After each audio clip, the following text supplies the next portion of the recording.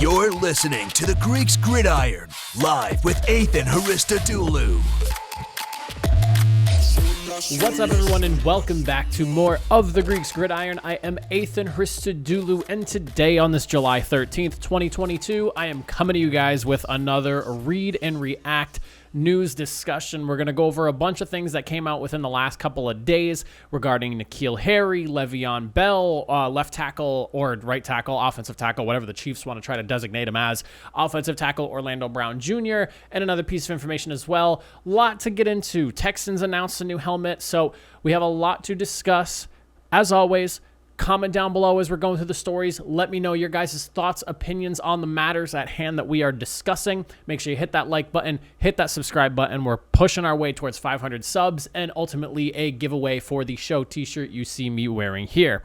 But without further ado, we will start with our first story of the day, and that one being the big story that came out yesterday as the New England Patriots have finally moved on from former first-round selection wide receiver N'Keal Harry. This was one of those long time coming things where if you are a Patriots fan or you live in the New England area, this conversation has been happening for the better part of a year now, I would say, give or take, somewhere within that ballpark. I remember there being rumors of him leaving well beyond the start of last season, and the fact that he was there through the entirety of the year into the trade deadline, it was a little bit surprising. I thought he might have gotten moved sooner than now, but it is what it is. He is gone at this point, and the Bears were able to essentially pull him away for almost nothing. The Patriots get a 2024 7th-round selection for a guy that they used the number 32 pick on in the 2019 NFL Draft.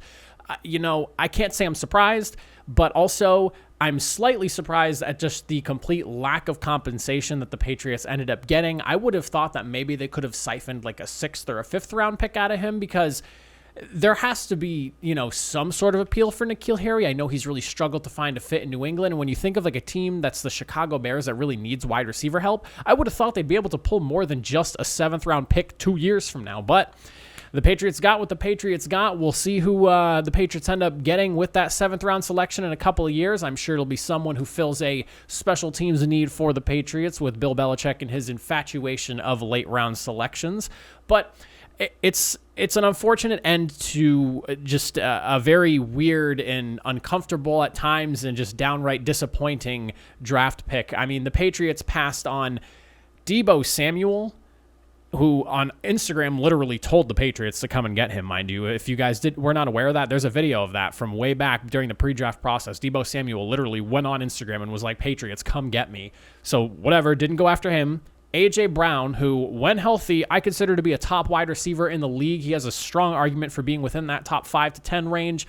Seattle Seahawks stud wide receiver DK Metcalf, not really sure how he even made it to the 2nd round as late as he did, but he was available as well. Then you have guys that are more like diamonds in the rough that were found. Deontay Johnson, the Steelers stud, and then most recently paid wide receiver from the Commanders, Terry McLaurin. Again, a disappointing end to a draft pick that has been heavily criticized by Patriots media alike, from news pundits to media personality, Patriots fans alone. I mean, it's a very just sombering end to what has been a tough and large string of poor wide receiver selections by the Patriots under the Bill Belichick era. So my Patriots fans, I guess I'm just curious as to how you guys are feeling about the whole situation. Are you glad he's gone? Are you disappointed how this whole thing worked out? Are you as shocked as I am that they only got a 7th-round pick 2 years from now? Like I said, I would have thought they could have gotten something within the next year, and maybe even like a 6th or 5th if it was to a really wide receiver needy team. I'm surprised it's such a late and far away pick as it was. And then, is Devontae Parker a guy with like a somewhat similar skill set to N'Keal Harry, who's a little bit more proven in the NFL? He's at least had a couple of strong seasons to go with his career, albeit dealing with injuries as well. Does he fill that hole that N'Keal Harry never really filled himself? Curious to see what you guys think on that one. But the N'Keal Harry era is done, and the Patriots can now look forward to the group of wide receivers that they have set up with Nelson Agholor, Kendrick Bourne, incoming rookies and whatnot. A lot to look forward to for New England. Be interesting to see how this pans out for both sides of the trade. Who do you think ends up winning this deal here? Do you think the Bears win the deal, or do you think the Patriots win with a 7th-round selection in a couple of years? Let me know. The second piece of information we are discussing, and this was another big announcement for the Houston Texans yesterday, they have revealed their battle red helmets. If you have not seen what these look like, I'll have them on the screen over here to my left, your guys' right. I think they look really good. They're going to be debuting them Week 9 versus the Philadelphia Eagles this year, so look forward to seeing that. They're also planning a sneak peek preview during training camp on July 30th for Texans fans to see the helmets live and in action in person. I think that's really awesome that they're doing for their fans. And, while it's not really a big significant piece of news, it is somewhat for Texans history, as this is going to be the first time in the Texans history that they are donning anything besides the dark navy blue helmets that they've been wearing since the Houston Texans inception way back in, I believe, 99 was when they brought into the league. I can't remember the exact year. But thoughts on the new look, my Texans fans? You're now in a post-Deshaun Watson era. Helmet kind of, signifies it's not a full uniform change, but, a little bit of a team change. You're going to see something. Maybe they start to sport the helmet more often if it's received really well. I would love to know what you guys think on this one, but I think they look nice. I'm not going to lie. I never really expected the Texans to, I know that they have the red jerseys already, but I never expected like a red helmet from the Texans. It's just, they've always worn the blue ones. So for them to kind of come out of the woodwork with this one, with the new helmet rules that the NFL is allowing teams to have two variations of helmets to use after a long-standing rule that was literally you can only use one helmet all season long, that recently got changed over, and so now teams are coming out of the woodwork with alternate uniforms and helmet variations and whatnot to try to because it seems like the NFL kind of saw what like the NBA is doing and how much money they're making with their throwback uniforms and whatnot. So I think they found this as a good opportunity to, maybe sell some fancy looking helmets for the Texans and the other teams alike that are bringing back a lot of their throwback uniforms. The Patriots are one, the Buccaneers are some, the Eagles. I mean, you name it. If the team has a throwback uniform, we're about to see them. If we have not already seen them within the last year, you're about to start seeing a ton of throwback uniforms within the next couple of seasons, I'm sure, when that means a ton of throwback jerseys and a ton of throwback revenue for the NFL. Now, the next story that we're talking here, and this one is a rather interesting one. LeVeon Bell, former running back of the Pittsburgh Steelers, New York Jets, Kansas City Chiefs, and for like a few days, the Baltimore Ravens. Oh, and I believe he was on the Buccaneers for a little bit as well. I might be making that up. Maybe I'm right on that. Maybe I'm wrong. I don't know. Let me know about that one. Did he play for the Bucs? I can't remember. But LeVeon Bell himself speaking during his pre-fight press conference with the media with his previewing his fight that he has with Adrian Peterson coming up July 30th, told reporters that he will not be participating in the NFL next season. LeVeon Bell, who is not on a team and has not really focused on football the last couple of years, went out of his way to let reporters know, I will not be a part of the NFL next season. I don't really think it comes too much of a surprise to anyone. LeVeon Bell's been dabbling in a lot since his kind of career spun out during the end of his tenure in Pittsburgh. And then, the rapping stuff kind of was going on, and LeVeon Bell's been talking about boxing for a while now. He even said that he's been focusing on boxing for the last year or so. I have a quote directly from him where he says in the press conference, this is not just a one-off. This is, I guess, like my introduction to kind of show what I'll be doing and how I'll be going about myself. Just an intro. So it's clear that he's obviously all in on this. He's very serious about it. This has been something that he's been working on for the last over year or so now. And another quote directly from him is saying that this is something that I can definitely see myself doing going forward as well.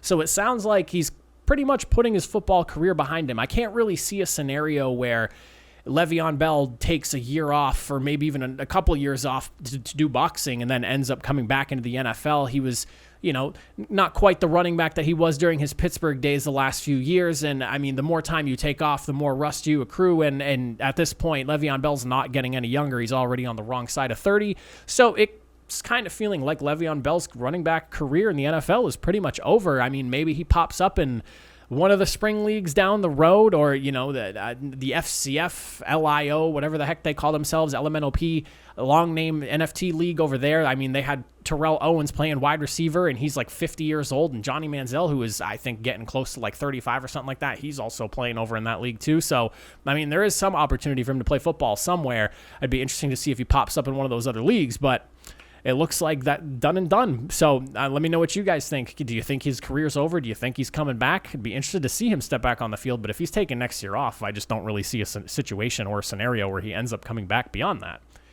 And then the final piece of news, and this is a big one here, and before I dive into this one, I'm going to explain why I'm talking about this, but not really the Jesse Bates situation that's going on over in Cincinnati. It was talked about a few days ago that Jesse Bates is still trying to work his way into a long-term extension with the Cincinnati Bengals. They recently franchise tagged him this offseason. Obviously due a ton of money. Jesse Bates is arguably the best safety in the NFL at this point in his career. He is just so good and does such an excellent job in the back end of that Cincinnati defense. It would be a damn shame for them to move on from him and lose him in that secondary. But I didn't really talk about that one because it's kind of been not a foregone conclusion, but it's been clear for some time that there has been quite a gap between what the Bengals want to pay him and what he feels he's worth. In my opinion, I would say that I think Jesse Bates is worth every dollar and pay the man because, again, he is an elite, if not the best, one of the top 2 or 3 safeties in the NFL, and he has a strong case for being the best in the league. I think you give him every dollar that he thinks he deserves. He's as good as they come, and if you're not paying him, he's getting snapped up next year by somebody else that will. But I'm talking about Orlando Brown Jr. here, the offensive tackle, and like I mentioned earlier, whether you want to call him a left tackle or a right tackle or whatever the Chiefs want to designate him as, offensive tackle Orlando Brown Jr., and some news that came out yesterday from NFL Network's Mike Garafolo. So apparently, and if you were not aware of this, deadline for franchise tag extensions is this Friday, so we're getting real close, 2 days away. 15th is the last day for those. He has reported that there is no deal really on the table at this point, and it sounds like it is not going to get done by Friday. There is a large gap of money between what the Chiefs want to pay him and what he feels he is worth. And it's typical of how all these things tend to go down.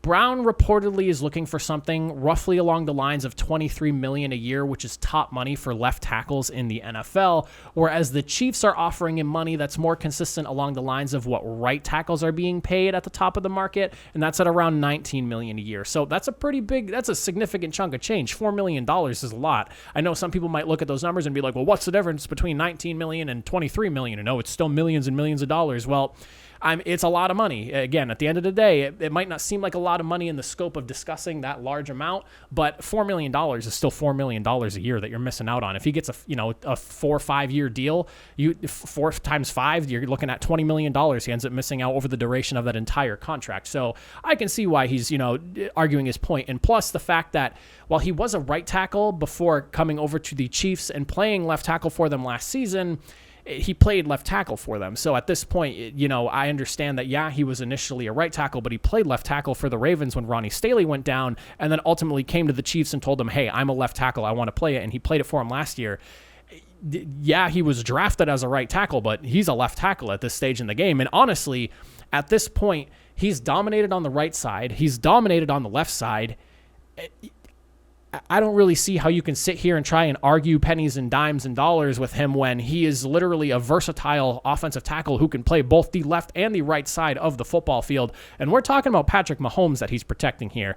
You should be throwing every single dollar that you can at him because he is a big reason and a big part as to why that offensive line got better last year after getting completely smoked in the Super Bowl when they were, trying to find people off the street, it felt like, to play in that Super Bowl game against the Bucs. It's a lot of money, and I'm going to have to say I kind of side with Orlando Brown Jr. on this one here. I think he deserves to be closer to that 23 than he does the 19 million. Like, the guy can play literally both left and right. Talk about versatility for such important positions on the offensive line.